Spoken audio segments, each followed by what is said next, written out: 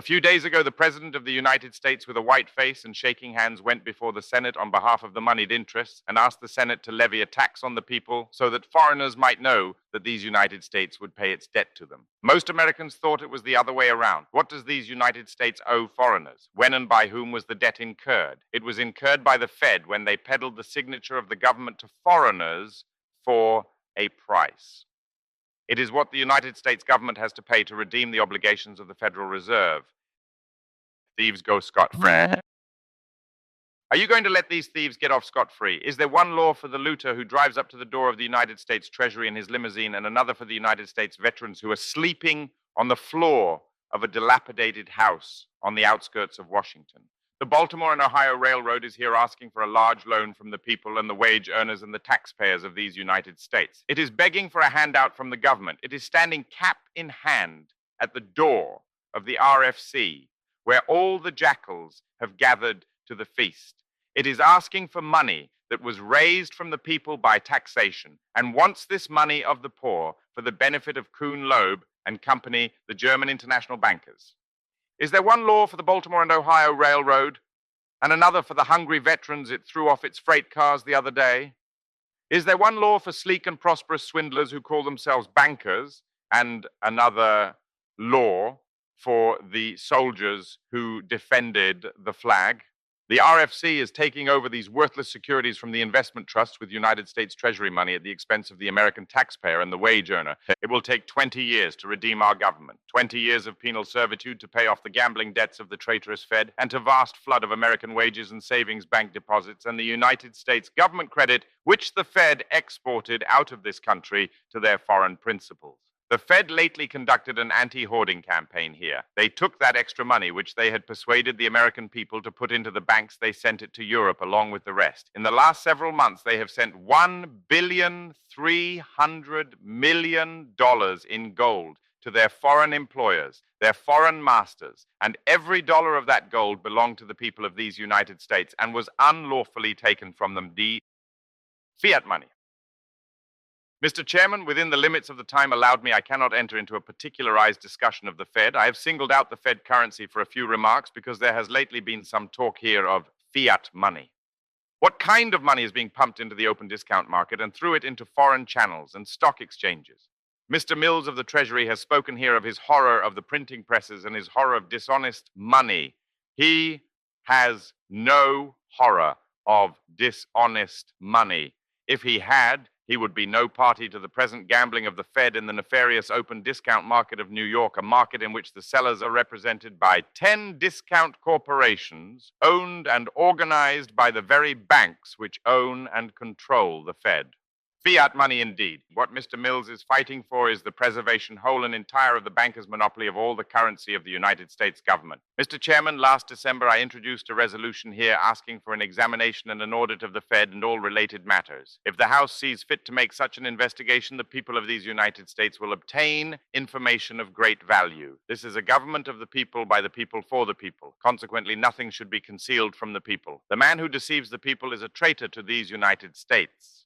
The man who knows or suspects that a crime has been committed and who conceals and covers up that crime is an accessory to it. Mr. Speaker, it is a monstrous thing for this great nation of people to have its destinies presided over by a traitorous government board acting in secret concert with international usurers. Every effort has been made by the Fed to conceal its powers, but the truth is the Fed has usurped the government. It controls everything here and it controls all of our foreign relations. It makes and breaks governments at will. No man and no body of men is more entrenched in power than the arrogant credit monopoly which operated the Fed. What national government has permitted the Fed to steal from the people should now be restored to the people.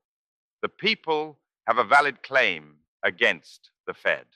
If that claim is enforced, the Americans will not need to stand in the breadline or to suffer and die of starvation in the streets. Women will be saved, families will be kept together, and American children will not be dispersed and abandoned. Here is a Fed note. Immense numbers of the notes are now held abroad. I am told that they amount to upwards of $1 billion. They constitute a claim against our government and likewise a claim against our people's money to the extent of $1,300,000,000. Which has, within the last few months, been shipped abroad to redeem Fed notes and to pay other gambling debts of the traitorous Fed. The greater part of our money stock has been shipped to other lands. Why should we promise to pay the debts of foreigners to foreigners? Why should the Fed be permitted to finance our competitors in all parts of the world? Do you know why the tariff was raised? It was raised to shut out the flood of Fed goods pouring in here from every quarter of the globe, cheap goods produced by cheaply paid foreign labor on unlimited supplies of money and credit sent out of this country by the dishonest and unscrupulous Fed. The Fed are spending $100 million a week buying government securities in the open market and are making a great bid for foreign business. They are trying to make rates so attractive that the human hair merchants and the distillers and other business entities in foreign land will come here and hire more of the public credit of the United States government to pay the Fed outfit for getting it for them. World enslavement planned. Mr. Chairman, when the Fed was passed, the people of these United States did not perceive that a world system was being set up here which would make the savings of the American schoolteacher available to a narcotic drug vendor in Acapulco.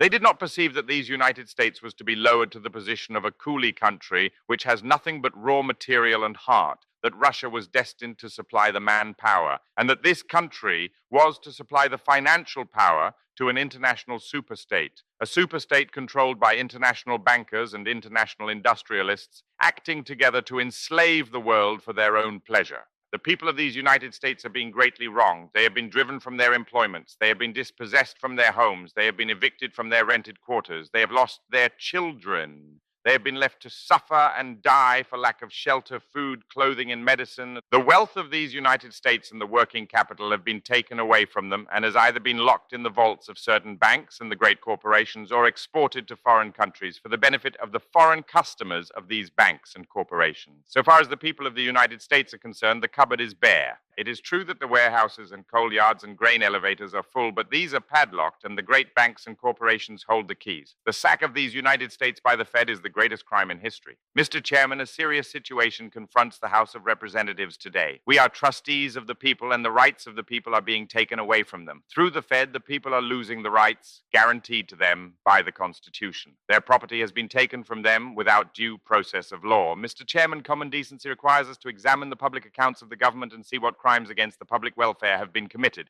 What is needed here is a return to the Constitution of these United States. The old struggle that was fought out here in Jackson's time must be fought out over again. The independent United States Treasury should be reestablished and the government should keep its own money under lock and key in the building the people provided for that purpose. Asset currency, the device of the swindler, should be done away with. The Fed should be abolished and the state boundaries should be respected. Bank reserves should be kept within the boundaries of the states whose people own them, and this reserve money of the people should be protected so that the international bankers and acceptance bankers and discount dealers cannot draw it away from them.